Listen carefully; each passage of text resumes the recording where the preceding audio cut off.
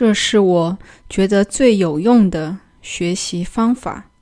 坚持这样做下来1-2次，你就能感觉到明显的进步。用得越多，进步越大。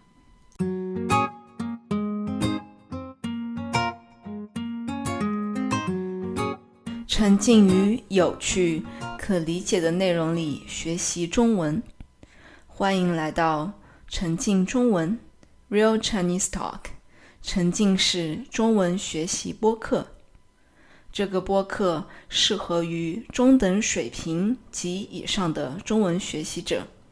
在你可以理解的水平上，我用中文讨论有趣、日常的话题，创造中文沉浸式学习环境。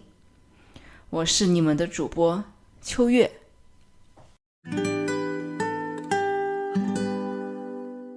如果我学习语言只能做一件事情，而通过这件事，我可以全方位地锻炼词汇、语法、发音以及输出水平。这是我认为最有用的一个语言学习方法。这个方法说起来很简单，那就是跟读。具体说来，有以下几个步骤。首先，找到一篇语料，先精读一遍，把所有的单词和重要的语法以及词组查出来，放到 Anki 里，纳入自己的单词库里边，然后反复跟着录音阅读以及做 shadowing 也就是影子跟读法。最后，如果你能够把这一段背下来，那是最好的。这里边有几个关键的地方，我下面一一解释。首先说一下语料。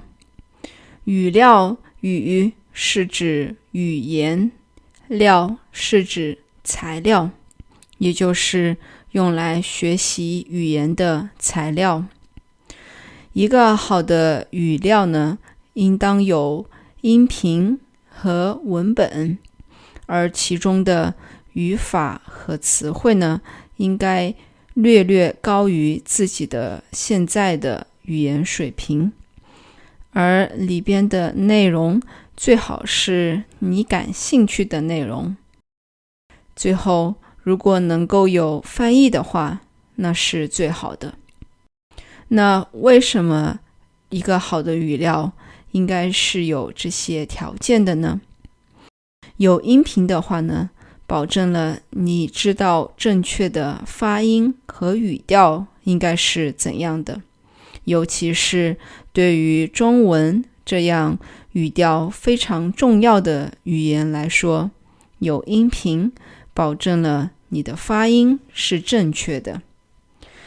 另外一个有音频的好处呢，就是你之后可以用这个音频拿来做 shadowing， 也就是影子跟读法。我后面会稍微解释一下怎么用影子跟读法来帮助你学习。说回语料的水平应该比你的语言水平稍微高一些，但不至于过高。这保证了你能够学到一些新的东西，但又不至于因为难度太高而放弃了这个语料的学习。同时，由于我们要重复这个内容很多次，所以如果是你感兴趣的内容和话题的话，会更容易坚持。那到哪里去寻找这样的语料呢？这其实取决于你的语言水平。当你还是初学者的时候呢，语料可以是教材上的文章和听力。到了后期，我建议到 TED 上找母语者的演讲。除了免费的高质量的视频之外，有时候 TED 还提供校对过的文本以及字幕翻译，可以说是非常难得的语料了。当你的语言水平达到更高的时候，你可以找喜欢的播客，有一些播客呢也提供文本，而播客里的语言在口语和正式用语之间也是很好的学习材料。接下来我们聊一聊具体这个跟读或者影子跟读法是怎样操作的。影子跟读法呢，就像名字所说的那样，你需要像影子一样跟着录音去说去读。这其实在语言学习者里边是一个常见的语言学习方法。那具体的操作方式呢，就是当录音在播放的时候，你能够不看着文本，以延迟1秒左右的速度跟着录音说出内容。为了达到这个目的，你需要听得懂录音在说什么，同时嘴巴的速度还能跟上。所以这整个练习不仅仅可以锻炼你的听力，还可以提高你的发音和口语水平。如果你去搜索 shadowing 或者影子跟读法的话，你可以找到很多很多的解释，那我就不在这里赘述了。至于方法里提到的背诵不是必须的，因为大量的反复已经让你很熟悉需要学习的单词和语法了，所以不用太过于纠结对于内容本身的记忆。用我原来学习英语的经历来解释一下我是怎么使用这个方法来学习语言的。原来我会使用一篇比如5分钟左右的 TED 演讲，而这个演讲我会花上2个月左右的时间来学习。这是指我每周有2到3个小时的时间拿来学习这篇演讲，通过不断的阅读加影子跟读法，不断的重复，总共有20到30次。同时里边新的单词和语法我会在 Anki 里重复更多次。这样的话，整个语料是被我理解透、用透了的。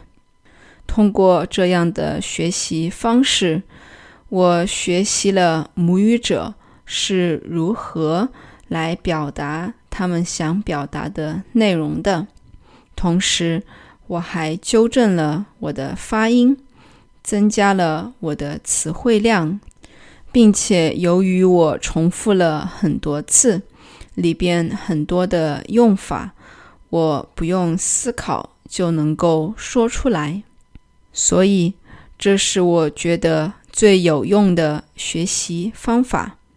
坚持这样做下来1-2篇，你就能感觉到明显的进步，用得越多，进步越大。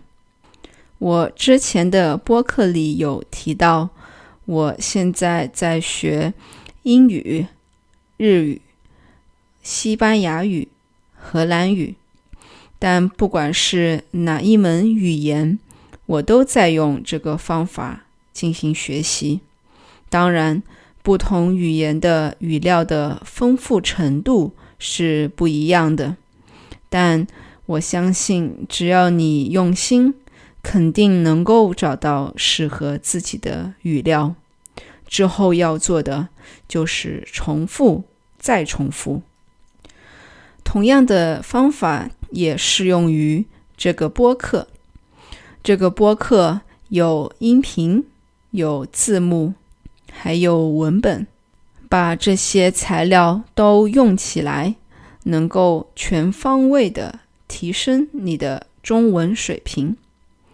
也许有时候你觉得播客太长，内容太多，你不用学习整个播客，而是选择播客里你最喜欢的一段，集中学习，不断重复。这是我最常用的语言学习方法，也是我为什么想开始这个播客的原因。我想创造一个你可以理解，但同时又有趣的播客，帮助你轻松地学会中文。说一个题外话，也许有些朋友不知道什么是 Anki。Anki 是一个学习语言必备的软件。我之后会出一期播客，解释什么是 Anki， 以及如何使用 Anki。欢迎继续关注 Real Chinese Talk。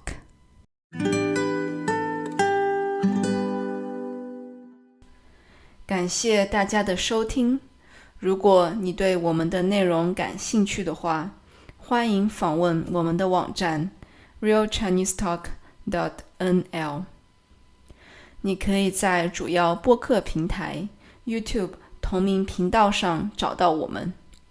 为了帮助你更好地理解播客内容，学习中文，我们还提供精心修订的文本、相关的词汇和例句，以及和播客相关的问题，帮助你学习。订阅我们的 newsletter， 你可以免费得到一期上面提到的内容。我们下期再见，拜拜。